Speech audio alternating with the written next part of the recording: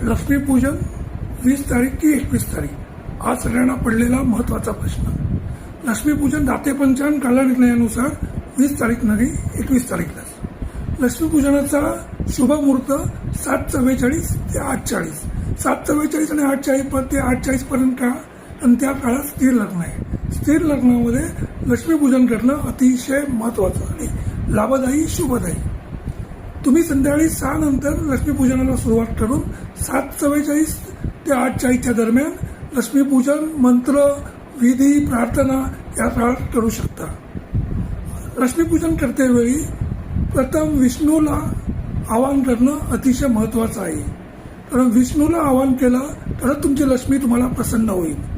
त्यानंतर तुम्हाला एक छोटासा उपाय देतोय. हे सगळं तुम्ही करत असताना महालक्ष्मी अष्टक एका बैठकीमध्ये 28 वेळा वाचा. खूप लाभदायी आहे, शुभदायी आहे. तुम्हा सर्वांना दिवाळीच्या खूप खूप शुभेच्छा. धन्यवाद. थँक्यू.